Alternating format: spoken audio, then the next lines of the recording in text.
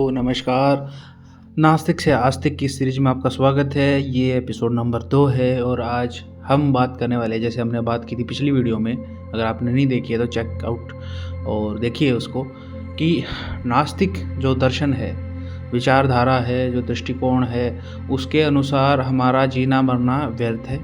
यह बात पूर्ण सत्य है। जीवन एक बुलबुले की तरह है जो कभी नष्ट हो सकता है, ना इस ब्रह्मांड में हमारी कोई हैसियत है, तो हमारा नष्ट होना तय है। ये पृथ्वी भी नष्ट हो जाएगी, हम सभी नष्ट हो जाएंगे। अब हम सोचें नहीं, तब तक मनुष्य इतना विकास कर लेंगे, दूसरे ग्रह पे चले जाएंगे। तो ये हमारा दूसरा ग्रह, अगर हम चांद पे शिफ्ट हो जाएं, मार्स पर शिफ्ट हो जाए, कहीं हो जाएं, ये सूर्य सबको खा जाएगा एक दिन। अब बोले नहीं, सूर्य को हम पार कर देंगे, तो आप किसी भी गैलेक्सी में चले जाइए, उसका नष्ट होना तय है। फिर आप सोचें नहीं नहीं, हम गैलेक्सी से बाहर नहीं चले जाएंगे। गैलेक्सी से बाहर कहाँ जाएंगे? संपूर्ण ब्रह्मांड का जो मरना है, ख़त्म होना, वो तय है। एंट्रोपी, साइंस वैज्ञानिक जिसको बोलते हैं एंट्रोपी, यानी कोई भी चीज़ है वो पहले जिस अवस्था में है, धीरे धीरे धीरे वो अपनी अवस्था को ख़राब करता जाता है, ख़राब होता जाता है। एंट्रोपी उसको बोलते हैं। धीरे धीरे वो बिगाड़ आता रहेगा। जैसे आप आज फ़ोन ख़रीदते हैं, ऐसा नहीं होता कि वो 2 वर्ष के बाद उसकी परफॉर्मेंस बढ़ जाए, नहीं, उल्टा घटती जाएगी समय के साथ, वो एक दिन नष्ट भी हो जाएगा। तो ऐसे ही हम धीरे धीरे नष्टता की तरफ बढ़ रहे हैं। तो अब हमारा, कितने भी हम आधुनिक हो जाए, जब हमारा समाप्त होना तय है, आज समाप्त हो कल समाप्त हो, कोई फ़र्क नहीं पड़ता। तो नास्तिक तो सबसे बेकार दर्शन है और आपको नास्तिक बने रहने की कोई आवश्यकता नहीं है। बिल्कुल छोड़ दीजिए। अगर ईश्वर नहीं भी होता तब भी सत्य को स्वीकार कर लीजिए, उसी में अच्छा है। वैसे तो ईश्वर कोई ना कोई सत्ता है, उसी की हम बात कर रहे हैं। तो अब ये तो सिद्ध हो गया हमारी सीरीज़ से, पिछले वाली से, कि किसी न किसी चेतन का होना बड़ा आवश्यक है। अगर आपने हमारी उस सीरीज़ को नहीं देखा है, ब्रह्मांड क्या है, यूनिवर्स क्या है, आओ सृष्टि को जाने, तो उस सीरीज़ को देखिए। उससे पहले भी एक सीरीज़ है, 3 सीरीज़ हैं हमारी। एक सीरीज़ है, इसके अंदर ये 3 पार्ट हैं मेनली। एक तो आस्तिक और नास्तिक, फिर आ गया सृष्टि को जाने, फिर आ गया नास्तिक से आस्तिक, और ये हमारी दूसरी वीडियो है। तो इसमें जहाँ हम बात कर रहे थे, ये अगर कोई चेतन है, कोई इसके पीछे कोई आदमी है, ईश्वर है, कोई भी है, तो वो कैसा होगा, हम अब ये बात करेंगे। देखिए, कोई भी चीज़ अगर आप देखते हैं, किसी की घर का निर्माण हो जाए, कोई टेक्नोलॉजी का निर्माण हो जाए, अगर आप उसको देखेंगे तो आप ये जान सकते हैं कि इसका बनाने वाला लगभग कैसा होगा। एक अंदाज़ा आप लगा सकते हैं। पूर्णतः तो आमने सामने से ही जाना जा सकता है, उससे बातचीत करके, नहीं तो उसको नहीं जान सकते आप। जैसे क्या है, अगर मैं आपको मोबाइल दूँ, जिसके अंदर आप मोबाइलों की अच्छी जानकारी रखते हैं, थोड़ा बहुत जानकारी भी रखते हैं, अच्छा मोबाइल आपको दूँ, आप ये बोलेंगे हाँ कमाल की टेक्नोलॉजी, इसका बनाने वाला कोई विद्वान होगा, कोई बहुत बड़ा साइंटिस्ट होगा, रिसर्चर होगा, कोई ना कोई बात होगी। आप धीरे धीरे जब उस फ़ोन को अच्छे से जानते जाएंगे, उसके बारे में आपको जिस मनुष्य ने वो बनाया होगा, धीरे धीरे उसकी क्वालिटी का पता लगता जाएगा। ऐसे ही अगर हमने इस सृष्टि को देख लिया है, अगर इसको हम जानने की कोशिश करें, तो जो उसको बनाने वाला होगा उसको भी हम जान सकते हैं। तो आइए, हम जो इसको बनाने वाला है उसके अंदर कैसी क्वालिटी होनी चाहिए, कैसे गुण उसके अंदर होने चाहिए, उसके ऊपर बातचीत करते हैं। वीडियो को शुरू करते हैं। सबसे पहले एक साधारण सी बात है, उसके अंदर बुद्धिमत्ता का होना बड़ा आवश्यकता है। और बुद्धिमत्ता भी कैसी?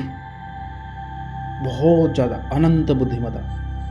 वो इन्फिनिट इंटेलिजेंस के साथ भरा होना चाहिए। उसके अंदर इंटेलिजेंस हो जिसका हम कभी हिसाब नहीं लगा सकते। यानी हम जिसका हिसाब नहीं लगा सकते, हम उसको बोलते हैं कि जिसको बताया नहीं जा सकता, जो इनफाइनाइट है। हम जिसको नहीं जान सकते उसको क्या बोल देते हैं? इनफाइनाइट। वो इतना बुद्धिमान है जिसने इतना बड़ा ब्रह्मांड को बनाया, आज हम देख रहे हैं। जिस ब्रह्मांड को हम सोचने की कल्पना नहीं कर सकते वो कितना विशाल है, कैसे कैसे ग्रह हैं, कैसे कैसे जीव, ना जाने क्या क्या है जिसको नहीं जाना जा सकता। तो उसको बनाने वाला कैसा होगा? तो इसका मतलब उसके अंदर बुद्धिमत्ता, एक क्वालिटी होगी, इंटेलिजेंस होगी, वो उसके अंदर बहुत सुपीरियर होगी, इन्फिनाइट होगी, जिसको हम नहीं जान सकते। और दूसरा, उसके पास इन्फिनाइट पावर भी होगी। इन्फिनाइट पावर होगी यानी इन्फिनाइट पावर की हम उसकी शक्ति को नहीं जान सकते। हम उसकी शक्ति को नहीं जान सकते। जैसे क्या है, दो व्यक्तियों का अगर हम उदाहरण लेते हैं, अगर आपको हाथी की शक्ति को जानना है तो आप हाथी को देखते हैं, हाथी तो आपके सदृश दिखता है, भाई हाथी कितना बड़ा है, किसी के साथ लड़ रहा है। तो अगर उसकी आपको क्षमता को जानना है तो आपका वैसा लेवल होना चाहिए, वैसा लेवल होना चाहिए। जैसे कोई आदिवासी है, अगर आप उसको पकड़ लें और किसी साइंटिस्ट के सामने बिठा दे और वो साइंटिस्ट क्या है, इलेक्ट्रॉन पे, परमाणु अणु पे खोज कर रहा हो, वो आदिवासी को आप नहीं समझा सकते, चाह कर भी नहीं समझा सकते आप। वो तो ये उसको आप बता ही नहीं सकते। तो ये तो बात हुई, मतलब एक ही पृथ्वी पर एक ही जीव हैं, थोड़ा सा बुद्धि का फर्क है, ज़्यादा नहीं है। तो लेकिन वो बनाने वाला और आप में तो इतना अंतर है जिसको बयान नहीं किया जा सकता, जिसको नहीं बताया जा सकता। तो उसको हम लेते हैं इन्फिनाइट। शक्ति भी उसके अंदर होनी चाहिए, कितनी, लिमिटलेस। और बुद्धि भी कितनी होनी चाहिए, लिमिटलेस। ये बात सही है। अब ये दोनों चीज़ तो आवश्यक हैं इसको बनाने में, बात है। फिर क्या चाहिए, कोई ना कोई उद्देश्य चाहिए बनाने का। जैसे अगर कोई फ़ोन बनाता है तो कोई उद्देश्य होता है, कोई फ्रिज बनाता है, कोई मशीन बनाता है, कुछ भी बनाता है उसका उद्देश्य होता है। ऐसा आदमी नहीं मिलेगा आपको, कोई कुछ भी बना देता और उसका कोई मतलब नहीं। आपने जीवन में ऐसी क्या क्या चीज़ बनाई है जिनका कोई अर्थ नहीं? ऐसा कुछ नहीं होता, बिना किसी कारण के हम कुछ नहीं बनाते। हर एक चीज़ के पीछे कारण होता है, हर एक चीज़ के पीछे कारण है, ये सत्य है, ये सत्य है। हर एक चीज़ के पीछे क्या है, एक कारण है। तो ऐसे ही उसका क्या कारण रहा होगा जो उसने इस ब्रह्मांड को बनाया, ये हमें जानने की आवश्यकता है। तो ये वैसे तो ये प्रश्न बहुत लंबा चौड़ा है, जिसको समझने के लिए कितनी हम चर्चा कर सकते हैं, लेकिन फिर भी थोड़े में समझने के लिए ऐसे समझते हैं। अगर वो ब्रह्मांड को बनाने वाला, जैसे हम देखते हैं, अगर उसने खुद के लिए ब्रह्मांड को बनाया होता तो हमको वो नहीं रहने देता। अगर खुद के लिए ब्रह्मांड बनाता तो स्वयं ही रहता। लेकिन ऐसा नहीं है, हमको नहीं देखने को मिलता हो कहीं भी कि वो इस ब्रह्मांड में कहीं सेब को खा रहा हो, अनार को खा रहा हो। वो नहीं खा रहा है, वो कंज्यूम नहीं कर रहा है। इसका मतलब खा कौन रहा है, इस ब्रह्मांड में घूम फिर कौन रहा है, आनंद से कौन रह रहा है, हम रह रहे हैं। इसका मतलब एक बात तो है, उसने अगर ये बनाया है तो या तो हमारे लिए बनाया, या हो सकता है दोनों के लिए बनाया हो, वो स्वयं भी इस ब्रह्मांड का इस्तेमाल करता हो। अब वो करता है नहीं करता है, इसके ऊपर चर्चा करते हैं, हम तो करते हैं। हाँ, ये बात सत्य है कि हमारे लिए बनाया है। अब इस बात पे चर्चा करते हैं, क्या खुद के लिए बनाया है, दोनों के लिए बनाया है, या हमारे लिए बनाया है। देखिए, कोई भी बुद्धिमत्ता जब किसी व्यक्ति की बढ़ती है, जैसे आपकी बुद्धिमत्ता, आपकी शक्ति बढ़ेगी, जैसे आपकी शक्ति बहुत ज़्यादा बढ़ गई, आपकी बुद्धिमत्ता बहुत ज़्यादा बढ़ गई, आप इस ब्रह्मांड को बना सकते हैं। एक उदाहरण लीजिए कि आप ब्रह्मांड को बना सकते हैं और आपके अंदर इतनी शक्ति है, इतनी बुद्धिमत्ता है। तो पहली बात तो, जैसे कि आप भोजन क्यों करते हैं, शक्ति के लिए। भोजन क्यों करते हैं, शक्ति के लिए। आप घूमते फिरते क्यों हैं, आनंद के लिए। आप कहीं ट्रिप पे क्यों जाते हैं, भाई आपको सुख मिले, थोड़ा मज़ा आए। स्ट्रेसफुल जीवन होता है, आपको थोड़ा तो चिल ऐसा हो, हाँ अच्छा हो, मज़ा आ गया। तो आप जितने भी संसार के अंदर कार्य करते हैं, क्यों करते हैं, आनंद के लिए, अपने आप को सस्टेन करने के लिए, बनाए रखने के लिए।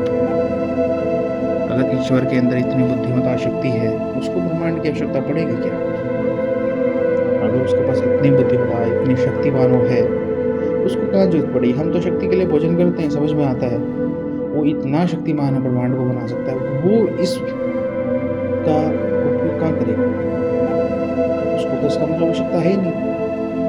भाई आवश्यकता तो उसकी होती है जिसके अंदर शक्ति क्या हो, कम हो, बुद्धिमत्ता कम हो। वही ज्ञान की तलाश में आगे घूमता है, वही घूमने फिरने की चीज़ों को तलाश करता है, वही नई नई चीज़ों की खोज करता है, वही बहुत कुछ करता है। जिसके पास ये अल्प मात्रा में हो, जिसके पास कम मात्रा में हो बुद्धि और शक्ति, वो ही विकास की तरफ बढ़ता है। अब उसके पास जब इतना इन्फिनाइट नॉलेज है, उसको विकास की तरफ बढ़ने की क्या जरूरत है?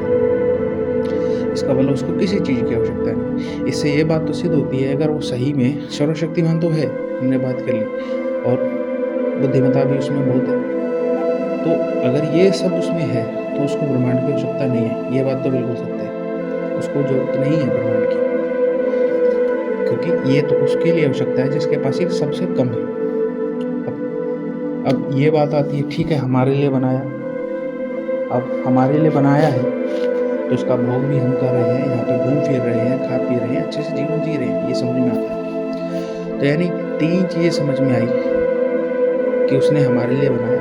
अब बनाया है तो उसका एक बात तो है, अगर हमारे लिए कोई कार्य कर रहा है, इसका मतलब वो आदमी कैसा है, अच्छा है, इसको हम बोलते हैं दयालुता। भाई दयालु है, अच्छा इंसान है, या ईश्वर है, जैसे चेतन शक्ति कुछ भी है, इसका मतलब अच्छा ही तो है उसके अंदर, इसलिए हमारे लिए बनाया। नहीं तो आज के समय दूसरों के लिए कार्य कौन करता है, दूसरों की भलाई के लिए अच्छा मनुष्य ही करता है। तो इसका मतलब वो अच्छा तो है, दयालु तो है, ये बात तो इससे सिद्ध होती है। मतलब he is a kind person, यानी उसके अंदर तो क्वालिटी होगी। एक तो क्या होगी कि पावर क्या है, इन्फिनाइट है, और जो बुद्धिमत्ता है, इंटेलिजेंस है, वो भी इन्फिनाइट है। और ये क्या है, इतनों के लिए कर रहा है जो, मतलब हम तो 1-2 जीव का भला करते हैं, वो तो मतलब संसार में ना जाने कितने जीव हैं, कितने ग्रह हैं, प्लेनेट हैं, कितना बड़ा है ब्रह्मांड, इतने जीवों के लिए जिसने किया है। इसका मतलब एक बात तो समझ में आता है, अगर वो ये कर रहा है तो वो काइंड भी क्या है, दयालुता भी उसके अंदर क्या, इन्फिनाइट है। जो इतनों के लिए कर रहा है वो तो परम दयालु हो गया, इन्फिनाइट हो गया, यानी इन्फिनाइट तो उसके साथ जुड़ गया, हर एक चीज़ में इन्फिनाइट जुड़ता जा रहा है। अब अभी एक बात और हमको देखने को मिलती है कि अगर हम कोई भी काम करते हैं और उसका हमको प्रशासन अगर दंड नहीं देता, या और कोई बात होती है जिसको हम बोलते हैं कर्म, हम जो कार्य करते हैं आज हम कर देते हैं, हमें उसका फल भी मिलता है। यानी हमको शरीर देने वाला कौन है, ईश्वर। हमको जन्म देने वाला कौन है, ईश्वर, गॉड, इंसान, जो भी उसको नाम दिया, कुछ भी बोलिए, वही हमको जन्म देता है, ये बात तो सत्य है। अगर वो हमको जन्म दे रहा है तो उसका कोई आधार तो होगा, ऐसा तो है नहीं अगर मैं इस कर्म में आज राजा हूँ, अगले जन्म में मेरे को भिखारी बना देगा, फिर भिखारी से कुछ भी बना देगा, यानी उसके पीछे कोई तो लॉजिक होगा। जब वो इतना बुद्धिमान है, इतनी बुद्धिमत्ता उसके अंदर है, तो कोई तो शैली अपनाएगा हमको जन्म देने के लिए। अगर आपको उसको समझना है तो सबसे पहले आप खुद को समझिए। जैसे आप किसी भिखारी को कुछ देते हैं, अगर कोई भूखा बैठा है, आप उसको दे दें आईफोन जाके, ये ले, आप उसको दे दें कुछ और, भोजन ना दें कुछ और दे दें, तो ये तो मूर्खता होगी। यानी आप व्यक्ति को देखते हैं, कोई पढ़ने वाला बच्चा है और उसको मोबाइल की आवश्यकता है, वो इंटरनेट से पढ़ना चाहता है, तो आप उसको दे दें भोजन उसके पास है। यानी जिसको जो चाहिए, जिसको जो मिलना चाहिए, वो अगर आप उसका आवश्यकता अनुसार देते हैं तो समझ में आता है। ऐसे ईश्वर है, ईश्वर भी अगर हमें जन्म देता है, आज कोई जन्म दे दिया, कोई जन्म दे दिया, यानी उसके पीछे भी वो देखेगा इसको आवश्यकता क्या है। अब आवश्यकता क्या है, इसका मतलब जो हमारे अंदर इच्छा होगी, भाई कोई कुछ बनना चाहता होगा, कोई कुछ बनना चाहता होगा, तो वो बना देता होगा ऐसे ही, जिसकी जो इच्छा होगी उसको वैसा दे देता होगा। ये समझ में आता है दयालुता। तो यही मतलब हुआ कि अब वो क्या करता है कि किसी को कुछ भी दे देता है जिसको चाहिए। ऐसा है क्या? चलिए इसके बारे में सोचते हैं। अगर आज कोई राजा बना हुआ है, मैं बोलूँ नहीं मेरे को राजा बना दो, 4 आदमी बोले राजा बना दो, अब किसको बनाएगा वो? अगर सभी व्यक्ति एक चीज़ के ऊपर हाथ उठा दें, मेरे को ये चाहिए, किस को देगा वो? क्या कोई देश के अंदर एक राजा है, ऐसा हो सकता है सभी राजा हो जाएं? नहीं हो सकता, क्योंकि राजा है तो प्रजा का होना आवश्यक है। और सभी प्रजा राजा बन जाएगी तो राजा कहाँ? प्रजा तो चाहिए उसके लिए।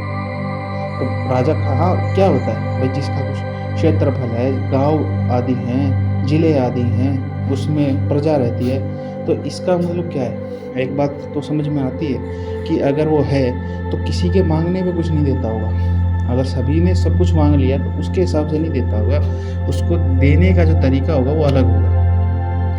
अब कैसे देता होगा कि व्यक्ति जैसे क्या है, जैसे काम करता है तो भीख मांगना, तो देखिए एक बात तो है, आज आप उसको भीख दे रहे हैं, इससे अच्छा है आप उसको बोलिए कि आप भाई काम कीजिए, मैं आपको एक काम देता हूँ, आप ये कीजिए, मैं आपके बदले में आपको धन दूंगा या कुछ दूंगा जिससे आपका जीवन आगे बढ़ेगा।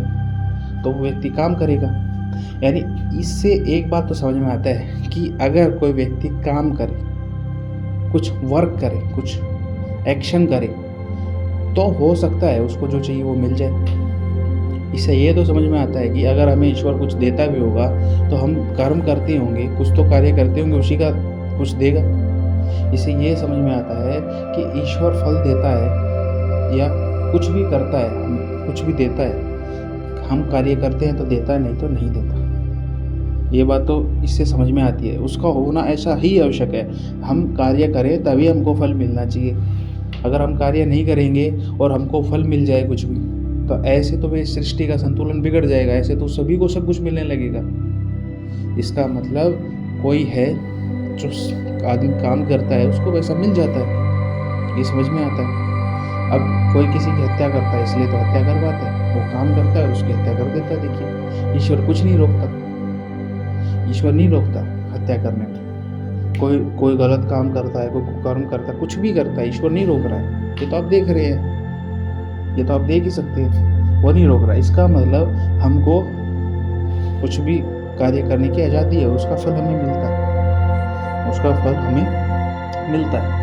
अभी क्या है, जैसे अगर मैं किसी हत्या कर रहा हूँ, कोई ऐसे भी व्यक्ति हैं जो किसी का हानि करते हैं ना, वो करते हैं तो उनका एक ही उद्देश्य था आनंद। जैसे किसी का धन लूट लिया, गलत कार्य किया, जितने भी कोई गलत कार्य करता है तो उसका दंड तो उसको मिलना चाहिए।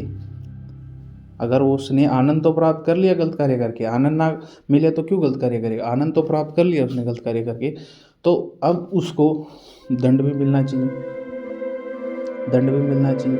अगर उसको दंड नहीं मिलेगा तो ऐसे ही करता रहेगा। इससे ये बात और समझ में आती है कि ईश्वर का जो है एक जो कोर्ट हम सिस्टम बोलते हैं उसका भी होना ज़रूरी है कि वो लोगों को दंड भी दे, जो उनके अगर अच्छे कार्यों पर अच्छे फल दे और बुरे कार्यों पर बुरे फल दे। यही तो, इसलिए तो न्यायकारी होगा, तभी तो न्याय कर पाएगा, तभी तो जस्टिस कहला पाएगा। क्योंकि अगर उसने ऐसे ही छोड़ दिया हमको, जैसे बच्चे को हम छोड़ देते ऐसे ही छोड़ दिया, बिगड़ेल हो गया वो और बाद में ख़राब हो गया, तो क्या लाभ हुआ? तो यानी कोई तो सिस्टम का होना आवश्यक है, तो ये सिस्टम भी होना बड़ा आवश्यक है इस ब्रह्मांड के अंदर। तो यानी 4 क्वालिटी उसके अंदर होंगी। एक तो बाहुबली है, वो सर्वशक्तिमान है, बुद्धिमता उसके अंदर क्या इन्फिनाइट है, और दयालुता भी इन्फिनाइट है, काइंड पर्सन है बिल्कुल, और फिर क्या है, लोगों का न्याय भी करने वाला है। ये न्याय ही है कि कोई गलत कर रहा है तो उसको वैसा ही जन्म मिल रहा है, अच्छा कर रहा है तो उसको वैसे ही जन्म मिल रहा है। ये न्याय के अनुसार ही वो सबको क्या देगा, फल देगा। ये जितने भी कर्म है, कर्म के ऊपर आधारित आपके जन्म है, आप जैसा करेंगे वैसा आपको भुगतान करना पड़ेगा। बस आज आप राजा हैं, कल आप रंक अगर बनेंगे तभी बनेंगे जब आपने उसके बुरे कार्य किए होंगे। अच्छे कार्य किए होंगे तो आप रंक से राजा बन जाएंगे, भिखारी से राजा बन जाएंगे। यानी सब बात आपके कर्मों के ऊपर आधारित है। और ईश्वर क्या करता है, आप कार्य करते हैं उनका फल देता है सिर्फ, और कुछ नहीं करता। तो आगे और गुणों के बारे में हम बात करेंगे। आज के लिए बस इतना।